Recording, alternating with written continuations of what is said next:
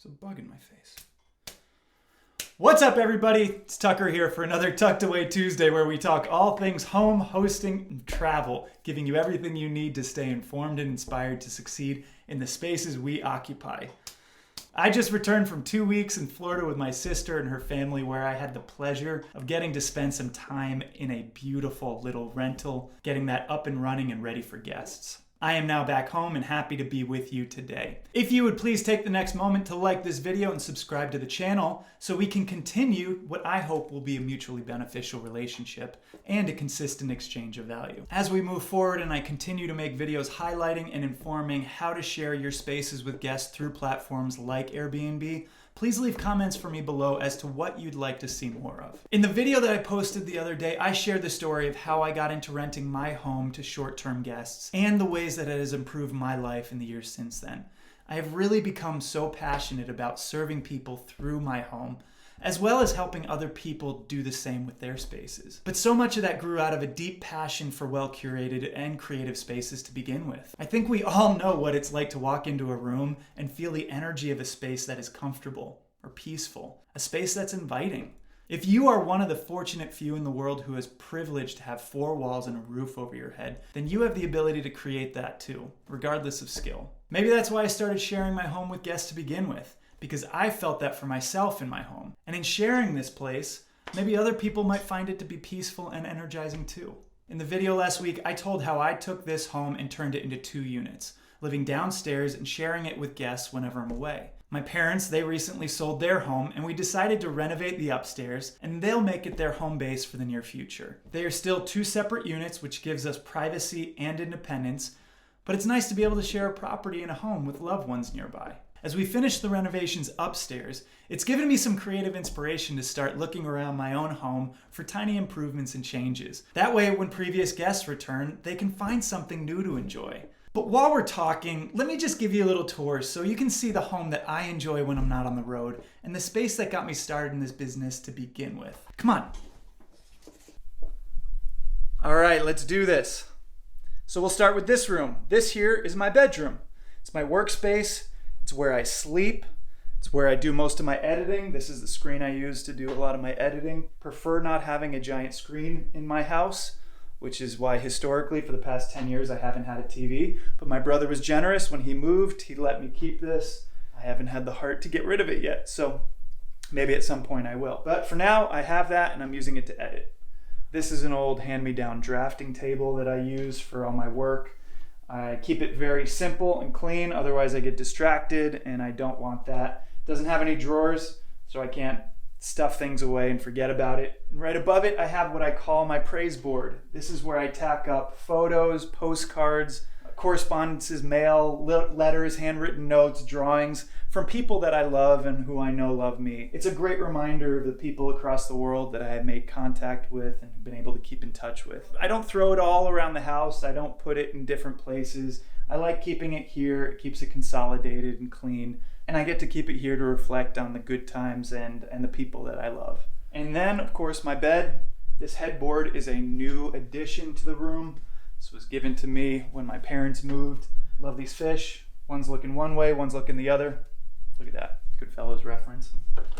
This is my master closet. There's a walk-in. La-di-da, I got a walk-in. Like I said, I have some drawers in there. I also keep my printer in here out of the way. It's really all I need. If it starts to get cluttered, then I know I have too much and I gotta pare down. Yeah, that's that. Over here is a new addition. It's a bookshelf. I got my buddy, my little sailor buddy. This was something that my mother found. I love things like this in your home. There's personality to stuff like this. Books. I am crazy about books. Books are really the one thing that I let myself collect. If I find something helpful in them, then I will keep them and refer back to them. Every home has to have an old hat or an old camera around, right? And over here is one of my favorite parts of the bedroom. It's my oversized world map. This is special to me because I have taken the time to put dots everywhere that I've visited and dots for the places that I hope to visit. So I get to look at it and reflect on the adventures I've had to over 50 countries in the world, all 7 continents, all 5 oceans. And I also get to brainstorm and dream about the places that one day I get to go. I spend a lot of time just staring at this thing, way more time than any human should. So that's the bedroom. I've recently changed it around a little bit, and I'll be looking to get some new pieces to fill some holes. Moving on brings me to my favorite feature in the entire house, this right here. I probably shouldn't even tell you, but I'll let you in on a little secret. I have a bookshelf door. Pretty cool, right? When I got the house, that space, my whole bedroom, was considered the bomb shelter. It was just a concrete room, which at the time the house was built, it was an actual bomb shelter. And there was no access to it other than through the furnace room. And I didn't want that. I wanted to be able to enter through the living room. But I also didn't want it to be just another door. There are doors all over. Door, door, door, door, door. I wanted something unique. And friends when I was growing up had something like this in their house. And I've always wanted it. It is the feature that guests love more than anything in the house. Aside from everything else, I feel like this makes their trip worth it. It's little stuff like this that was worth the effort to put into for the long-term payout of guest experience. This here was 10.5 inches of concrete. It was kind of a bear to get through. But worth it, totally worth doing. And from here, we're in the living room. There really is only 2 rooms to this space. There's the bedroom and the living room. And that's all I found that I'd need. It's about 700 square feet. And to a lot of people that would be small. For me, it's more than adequate. But when I was looking to design the space, I wasn't initially thinking of creating it for guests. I was just doing it so that I could enjoy it. And I wanted this space to be enjoyable all year round, to not just enjoy when it's warm or to enjoy when it's cold, which is why I ended up putting a wood stove. It gives you that cozy wintertime experience. Now, I don't use it all year long, but in the cold months, I'm heating my space with mostly this. Which brings me to my furnace room. Traditionally, a furnace room is unused, but for it being a small space, I wanted to make use of all the spaces, especially when I was lacking storage. This here is the home for all my camera gear. It's where I charge my batteries, I keep my lenses, my filters, tripods. Pretty much anything that I have for my camera is held here, charged here. It's kept home here. It's also where I do all my bread proofing. It's extra warm in here, which makes it a great space for proofing dough. And then this here is my adventure closet. It's where I keep all my climbing gear, my running gear, fishing, hammocks. Pretty much anything that I would consider adventure oriented is stored here. And let's head back out. And over to the bathroom. When I got the place, the bathroom had awesome vintage green fixtures. Unfortunately, they were unusable. I had to get rid of them. Yes, it's a smaller bathroom, but in reality, it's all anybody needs. And I find it perfectly fine. Let's head over to the kitchen. Look at that, there we are. The nice thing about a small space is you don't have to go far to get anything. I am particularly proud of the kitchen. When I got the place, this was a laundry room.